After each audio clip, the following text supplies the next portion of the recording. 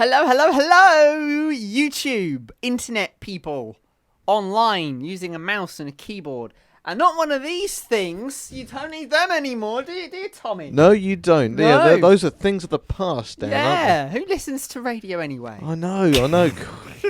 It's all about the Nothing Alexas to do these with days. us. Yeah. Even more specifically, YouTube. Yeah. We have moved to YouTube, Tommy. It's It's official. We're currently still unpacking, aren't we? We haven't fully unpacked all of our stuff onto this YouTube channel, but we're slowly making our way through it, and we hope all our true believer listeners are patient with us while we move in. They're viewers now. They are. So if you were a listener and you're now a viewer, a few things you just need to understand. Tommy and I have, this is our YouTube channel. Always has been, always will be, always was, right? We're not going to get rid of any of the history and stuff because you've done some pretty ace reviews on there. Well. You've done some bad ones as well, but we're not going to talk about those. But yes, that does mean we are now fully on YouTube. Tommy and I have hung up our radio headphones. We've still got these ones that we're using on YouTube. They're the same headphones because they're good headphones. Yeah. But yes, we've let loose, haven't we? It's a bit like taking your belt off at the end of the day. It's more like we've broken free from those chains, and therefore we've just YouTube has just so much more opportunities for us, doesn't it? It does. It's great. It does. As a recording duo, and you can say words like flip. Yeah. Hey! Still bleep that out. No one's telling me off for that. Still make sure to bleep that when you edit it. Yeah. Edit? What's editing? We don't do that on YouTube. Oh, wait, no, we do still do that on YouTube, actually. It's a smart thing to do. Yeah, it's a very smart thing to do. So we got to kick this off, especially when Steve comes up behind you. Yes, because we've got in trouble about that in the past. But we're not going to get in trouble now. Tommy, over to you. Well, as you know, Dan, usually when we do these reviews, I read from a written review that I've pre-set up on the world-famous app, which is Letterboxd. If anybody wishes to write their own movie reviews, please do check that app out. It's you're gonna grab your written review and you're gonna scrunch it up and throw it behind you, aren't you, Tommy? Yeah, like literally, like. Oh, give it here, you wuss. I don't want to. But it was that was a list. Never mind. Either way, usually I write up reviews and then I read from them. But I'll reprint that. Yeah, please do. And but for this time, to kick things off with a bit of a spontaneous touch, I figured I'm not even going to read from a review that I've written. No, that's not where we're going with this. No. Okay. Because I haven't seen the SpongeBob movies. Yeah, Dan loves SpongeBob. You viewers out there, you'll grow to learn this and loathe it. But I'm going to be talking about Shrek 2 because Shrek 2 is a film that I know both me and you adore, man. What kind of title is that? Shrek 2? What kind of title is that? I know, right? Hey! I know. Yeah, quoting Donkey already. Yes, exactly. Quoting the DVD menu. Because if you guys happen to look back on our previous reviews, you'll see that we've already reviewed Shrek 1. We have. But yeah, this time, and that was a written one, but this one is just going to be a spontaneous review. Me and Dan will talk about what we like about Shrek 2, maybe the few things that we don't like, what we would have changed. And just to clarify, I've just quoted it there. I've only quoted the DVD menu. You actually need the DVD. That's those things that look like donuts that you put inside a machine. Never heard of them. Do you remember doing that? No. DVD players, do you remember those things? No, it doesn't ring a bell. No, I mean, I've just always been an iPad kind of guy from day one, really. I mean, I'm actually 10 years old, really. I mean, Yeah, we know. It's been noted. Anyway, Dan, Shrek 2, do you love it? Yes! And what do you like the most about Shrek 2, really? What comes to mind? Why is that your a standout animated film to you? Credits. No, I'm joking, obviously. I'm joking. I'm letting my hair down, as you can see. Basically... He doesn't have hair. Shut up. It's on YouTube. You can tell that. You can see. I now need to go to makeup before I come into here now. So basically, this film... I know what you're like about your sequels. You're a fussy guy, right? Yep. So, for me, I'm not as fussy with sequels, but if they don't work, they don't work. True. Like Cars 2. Yeah. Exactly right. Exactly right. Yeah. And if we're going by animated films anyway. of course. Yeah. The thing is with Shrek 2, not only does it expand on the characters you've already got to know and love, you get a few new characters, but not too many. Yep. You get characters introduced that you know of. So you get people within the first movie that you know of them, i.e. Pinocchio. Yeah, all the fairy tale characters. All the fairy tale characters, you know of them, Mm-hmm. you see them, but you don't get a lot of time with them. They're just kind of there to make up a scene. You see more of them in the second movie, so I love the fact that it keeps local in terms of that they still exist, they're still acknowledged. You also meet Fiona's parents. Yep. You know they already exist. Mm-hmm. They Yeah. have to exist. They're her parents. That's obvious they Yeah. exist. But also as well, the fact that you know Princess Fiona, you know it's royal family. You're in for Yep. a royal thing here. But when you go to watch Shrek 2, it's not a film where you're like, oh yeah, they're going to go off and meet your parents, they're going to do this, that, and the other. That you don't know what you're going to get when you put that film on. Mm-hmm. Yeah. And I think Shrek is such an original story that, you know, Cars is obvious. It's Cars. Yeah. It's just. You're looking at Cars. Incredibles, they're obviously superheroes. Mm-hmm. Shrek, what is a Shrek? In the I know. real world, you come out of the movie world, what is a Shrek? A meme. Well, it is nowadays, yeah. But now you look at it, Shrek is an original story with a few twists on some fairy tale things. It's like, yeah, we know of it. It's a bit like a parody, the Shrek series as a whole. Like, yeah, we know of the fairy tales, we know of the fairy tale creatures. Bin all of that. Yep. Yeah, it's kind of like poking fun. Like, oh yeah, we know about this, but we're not another copycat film that's going to just take a story and make that into our own creation. Yeah. And Shrek 2 just does it again. It like Shrek 1 is awesome. Yeah. And it does that. Mm-hmm. Shrek 2 does that again. And to do it back to back like that is not easy. I think the tricky thing, the key thing to make a sequel as good as the original is the person who directs it, hopefully, and writes it is the same person who did the first one. Yep. But instead of them saying, great, everyone loved that movie, let's just do it again. Yeah. Instead, it's storytelling. It's the next part of the story. It's not rehashing what was done before. It's the next chapter. So it's the next thing. And you can look at that at any sequel in a way in cinema. Well, anyway, what it should be. It's not about going bigger. It's about going deeper.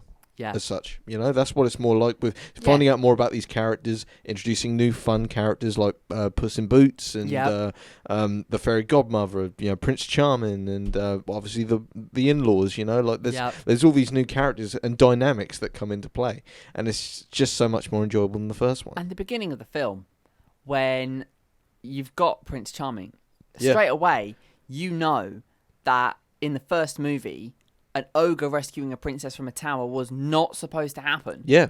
What was supposed to happen... It was going to be him. ...happened at the beginning of the second film, but then got ruined because of what's already happened. Yeah. The fact that every element of the film respects the first one. It does. Doesn't use it. Respects it. And I think that's the difference. And as you say, the fact that they've gone in with this film... Mm-hmm. And they've actually said, okay, Shrek 2, we're not going to do copycat. We're not all the stuff you've just said. They're not going to go bigger and better. Yeah. That's where they go wrong. They try and go better. They didn't go in that mindset. They kind of made it as if we feel in our hearts this is what's right, and if it's a flop, it's a flop. And that's what makes the movies. I think good. Sometimes they do flop when they do it like that. There must have been a lot of thought that went into the writing of this sequel. They were like, okay, so at the end of the first film, Shrek gets the girl. You know, they're married. They get married, and it's sort of like, okay, where do we go from there? You know, do we make them parents already? And you know, a lot of people, you know, I think in modern relationships, it's like, okay, we're together now. Let's not start a family yet. We've got to meet our own families first. We've got to introduce and that's what Shrek 2 is actually really about, isn't it? And it's all about. I really love within the plot, the fact that they make Shrek human. Yeah. I didn't see that coming the first time I saw it. But they've acknowledged again the fact that they're in a magical world. We see magic in the beginning of the first Shrek movie when Tinkerbell knocks some dust onto Donkey and he flies. The fact that Donkey talks. You're in a magical world. What I don't like is when a film's not true to itself, where you're not magic and you're keeping that away from a film or a franchise for ages, and then all of a sudden you add it in. Yeah. It's Just to attach A and B in a story. Doesn't work. It's something that's got to be handled very, very well. I think, to quote Peter Jackson, who directed the Lord of the Rings films, he said when he was planning it out, he said growing up he hated seeing magical films with like wizards with like lightning bolts coming out of their fingertips and all that stuff. It just didn't feel real to him. So fair enough if you do want to go for that, and it usually works better in animation, that kind of trope. It does. But in live action, when it comes to doing magic, maybe the subtle approach is the better one, and that's why Lord of the Rings works. That's why Harry Potter works, I guess, for a lot of people as well. It does. But yeah, there's a balance, and I think in animation you can get away with a lot more, and that's why Shrek is just tons better. But also as well, the character of Shrek, he's just an ordinary guy. He just wants the basic, the simple life, and he's an admirable character. He makes the selfless act in this film that he didn't make in the first one. In this one, he kind of realizes, okay, like I love Fiona, I'm gonna give up being an ogre for her, and that means saying goodbye to everything. Or all the itchy butt crack, including what Donkey says. The whole thing though, and this is where the plot has actually thickened. At the beginning of the movie, he would not have made a decision like that. No. He's made that based on the pressure being received from him. So you're actually watching a lot of character building in this movie. You are, yeah, and I really love that scene. I mean, for all different reasons, because it is also funny. The dinner scene with the in-laws that's great. Donkey, obviously, he makes it hilarious with the whole when they're shouting each other's names at the end. Shrek, Fiona, Mom, Harold, Donkey. That's great, isn't it? But there's also a big pressure build up in that point as well. And I think John Cleese as the king, he's brilliant, great, and Julie Andrews as well. Great casting. That was brilliant casting. I mean, because John Cleese is like renowned. He's one of the funniest people Julie on the planet. Andrews has one of the best lines in the film. Which one? It's so nice to have the family together for dinner. I mean, that's brilliant. Great. That was great, like ad Nurin, because in a way, like she's Julie Andrews is kind of like renowned as like the on-screen mum in a way. Like she's the mother to not biologically, but to like in Mary Poppins and The Sound of Music and all those films she did back in the 60s. Like she's a very motherly soul in all those kind of movies. So it's so I can see why they cast her as the mum of Fiona, because she's very accepting of them, isn't she, at the beginning and at the end, whereas King Harold goes through a different kind of lesson throughout the film, a different arc. He does, and we get to learn more about his character all in one film. You do. You do. The origin that he was actually a frog and had a wish granted. Yeah, and how that coincides with the fairy godmother. Yeah, and being the true villain, and and Jennifer Saunders is she's a class act as the fairy godmother. I can't think of anyone better who could have done that other than Jennifer Saunders. And this is the thing, that the Shrek series is so good. Everybody loves it. Everybody can watch it and adapt to it. Yep. And I just think, yeah. It's just I think it has the courage to go to certain places that Disney films would probably steer away from. Yeah. Like Shrek. DreamWorks as a whole was actually only founded because someone else left Pixar. Yeah. John Ratzenberg, I think his name was, or something. His name escapes me, but he basically left Pixar around like 97, and he started up DreamWorks. And what film does he use to kick off DreamWorks with? Ants. What came out the same year? A Bug's Life. So he left Pixar and tried to take the bug idea with him. And then both Bug movies came out around the same time, frankly. Unfortunately, and it goes without saying, Bug's Life was definitely a better film. Damn right it was. But Shrek was something worth waiting for. Yep, Shrek was the big behemoth of animated movies. And still, when people think of Pixar, that's the film they think of. Mm-hmm. It is Shrek. Even though it's not Pixar. Oh, did you mean DreamWorks? I meant DreamWorks. Yeah, When people think of DreamWorks, they think of Shrek. That's true. Yeah. I mean, there have been a couple of live action films done through DreamWorks as well. I mean, and animated wise, you do have films like Madagascar and the Kung Fu Panda movies. And again, they're good movies. The Madagascar trilogy, I think, is very underrated. Very underrated. Especially 1 and 3. I think 1 and 3 are fantastic. Yeah. 2 is maybe not as good in my opinion, but 3, Europe's Most Wanted.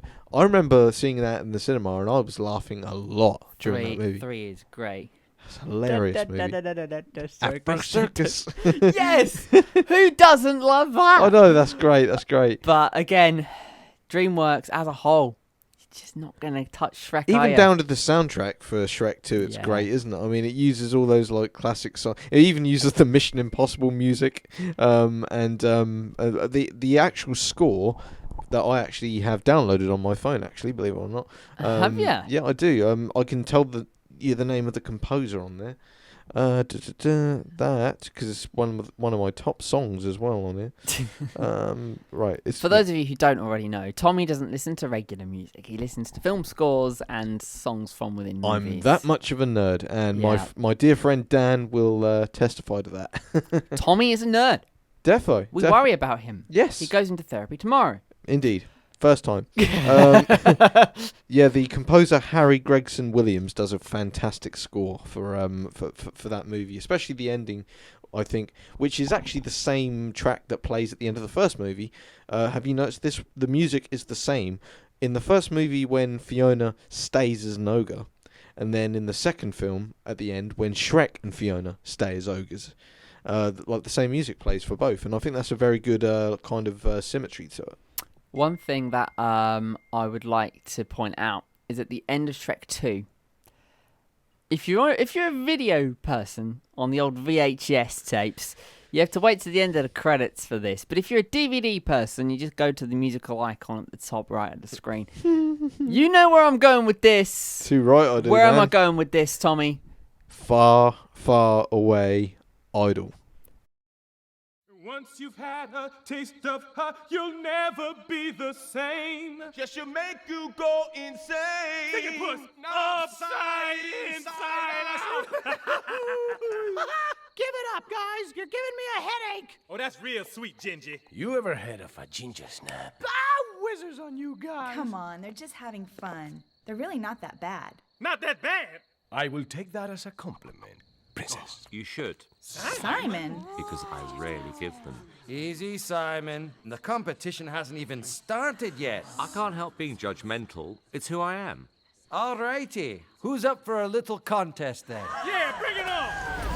Welcome to Far, Far Away Idol, where you, that's right, you at home, get to vote along with our judges, Shrek, Fiona, and Simon, to crown the next Far, Far Away Idol.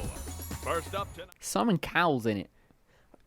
I mean, He hasn't been in an animated the last time Since Scoob? Since Scoob, yeah. which you actually liked.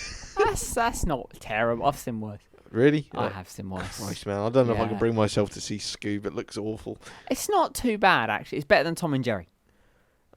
Yeah, well, not the original Tom and Jerry film from No. 1993. I'm talking about the The recent. newer one, Yeah. set in the live action world. Yeah. Nah, yeah, it doesn't interest me. But I have to say, going back to Far Far Away Idol, we're gonna do this, aren't we? We're gonna get the VHS. Yes. We're gonna see what address you got to post your vote to. We're gonna post a vote to it and see if they still respond in 2021. Yeah, I mean, 2022. Yeah, Oh! well, we've got a time traveller over here. No. If I really could go back in time, you're coming with me. I mean, that'll be what, 18 years since Shrek. Shrek 2 was 2004. Do the math. It's Yeah. 18 years. We're gonna see if they still respond. They're better. Well, I already know. But- I already know who I'm voting for, man. But you can go on the DVD. Yes. You can vote on the screen with the menus. Yep, Because that was yep. the big thing at the time. Interactivity on the DVDs. Mhm. Still is a big thing on the discs themselves if you do still have them. Yes. And you can actually vote for who you're looking for. And they announce it, don't they? Yeah. And if you vote somebody that Simon Cowell don't like, he's like, you've got to be kidding me. Basically, if And you you vote, get if a you few vote for extra gems. anyone other than Shrek, Fiona, Donkey, or Puss in Boots, any of those four, then they win. But if you vote for anybody else, Yeah. Simon wins. Yeah. And, Yeah, it's just yeah, so, that's it. It's so But stupid. again, the detail on that Yeah. is enjoyable. That is a nice touch. Yeah. And believe it or not, Far Far Away Idol, actually, pretty much all the songs that are sung in that segment, I heard them first time through that. Yeah, so did I. Yeah. So did I. Yeah. And then years later, I hear the actual song on the radio, and I'm like, oh yes, that song from Shrek, Far Far Away Idol. Yeah. You know? Oh, I didn't know it transitioned into this though. Like, oh, it stopped. Yeah, I mean, you Yeah. could say that about the Shrek films as a whole, because actual sort of great like films. Smash Mouth in the first one, and in this one you have Livin' La Vida Loca, you know, things like that, you know. Can't beat it, can you? Yeah, it's all very catchy. But to top it off, man, Shrek 2, what are you rating it out of 5? I'm giving it a full hog 5. Damn right. I thought you said you were going to say you were going to give it a 4. I was like, what? No. No. I got to agree, man. Yeah, you almost crucified me when I rated Shrek 1. I did. I'm still not over that. Did I give it 4.5 or 4? I can't remember. I think you gave it 4. Yeah, I gave it 4. I was Yeah, actually ready to kill you. but Shrek 2 easily 5 out of 5 because it does everything that a sequel needs to do, and it's just a rewatchable, great animated film from beginning to end, and I love it. It's great. It's a masterpiece of animated cinema, as far as I'm concerned. What a way to go. So, Tommy, in the next couple of weeks, we'll be putting more content onto our YouTube channel. Yep. Including a top 10 from Disney. Yes, we've got a few things lined up, of course, but we are also going to be sticking with that theme per month. We're aren't we? going to snap right back into our themes here, people. We got, obviously, Jolly January, but I wasn't really very jolly for us, was it? We No. Funny February. We missed another February. Yeah, we've missed 2 Februaries in We a row missed that now. last year due to a political issue with the radio station, and now we're not even on the radio station. I And, know. oh, it's all a mess. Yep. Masterpiece March. Yep. That's where we are now. Yeah, I mean, But it's nearly over. how many more weeks we got of March? Not many. You got rid of your calendar, dude. No, I've got a new one. Oh, One. One left. Yeah. We may as well just. What we'll do is then We'll start animated 90s April. What we'll do is we'll Yeah. do the top 10 next week, Yeah. and then after that we'll kick it off back to Animated. the animated ones. Animated 90s April. Yep. You step out of them 90s, I'm coming for you. Yes. We've then got Marvel May. Yep. So that'll be superhero films. My favourite genre, of course. My least favourite. You know that triggers me. But Yes. you've treated me to my favourite beforehand. Exactly. So okay. And it's give your you that. birthday month, dude. I've got to do that Yeah, for you. of course you have. You do anything other, and you are fired. Jurassic June. So we'll be talking about films with dinosaurs in them. So that could range from obviously Jurassic Park is the big one. Yeah, King Kong, or are there any animated dinosaur films? I'm thinking of The Land Before Time. Land Before Time, yeah. That's the one you were thinking of. Yeah, that's a good one. Dinosaur, remember that Disney film, the horrible, ugly 3D animated one that came out in 2000? Do you remember that? Was that a film or a TV series? It was a film. It was called Dinosaur, and it's about that dinosaur who gets adopted by the monkeys. Remember? Yes, I'm thinking of Dinosaurs, the TV series, which is awesome. Yeah, yes, that is great. That's great. We've then got Junk July. Junk July. So we'll be talking about films that are terrible. Yeah. Films that probably earn the 1-star mark or below that, probably. Adventure August. We'll be talking about just films that really do take you to another world, as it were. Fantasy films, adventure films, you name it. Lord of the Rings, Harry Potter, or even some other animated Lara films like Croft, that. Tomb Raider, Cradle of Life. I love that film.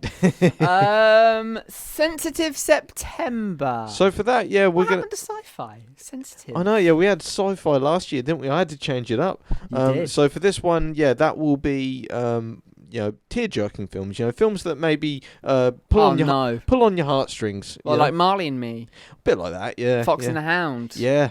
Dude, I was a bowl of tears in those films. We can't. I'm having September off. We're sending Steve. Offences and Omnum's October. Omens. What did I say? Omens. Oh. Okay. Offences and Omens October. Omens. Omens. Oh, gee. Tell us what that look, is. What does that mean? Just shorten it. We're going to shorten it to Omen October, which means if you're a film buff, you know about The Omen being a famous horror film. Therefore, we will just be focusing primarily on scary films that feature horrific creatures like vampires, zombies, werewolves, ghosts, anything like that, and maybe we could talk about Casper. I mean, we didn't talk. Love Casper. No, we didn't. We missed Casper. We missed off on Casper. Yeah. So, No, we did do Casper. Oh, we did. Yeah, we did. Yeah, we did. Yeah. We did. Never mind. We'll find some other Adam's Family. There's movies like that we can review. Oh, remind me after this PS1 game of Casper. Honestly, classic. Noisy November. Action movies. So big. Blown up, Not extravaganzas. Not musicals. So we're not going to go into Frozen. Let's just go into Frozen halfway through. Let it go. No, we're not doing that. Blessed be, we are here in November. No, we're not going to be doing that. No, it's going to be Noisy November for the explosions and the action movies. Think Michael Bay movies or Bad Boys, Lethal Weapon, buddy cop movies, things like that. It's going to be a lot of fun. This one, it's obvious. Yep. Deck the Halls December. Christmas movies, as we do every year. I think for the past 2 years we've focused on doing December's for Christmas movies, which is rightly so. Yeah. I've got to dig deeper into that cauldron and find some more that we haven't reviewed yet to talk about for the festive season. Might see if you can get some obscurities. Yeah. I'll find some oddball ones, but either way, it's going to be a great year. Nightmare Before Christmas. Dear Anyway, God. Thank you, Tommy. That is it. No worries. Thanks for having me here for this great introduction to all these new viewers and listeners for our YouTube channel, man. Yes, and thank you very much. Make sure you like, follow, subscribe, all that other stuff that YouTubers say. I don't know what any of it means, but do it anyway. And you can find the links and all the rest of that below.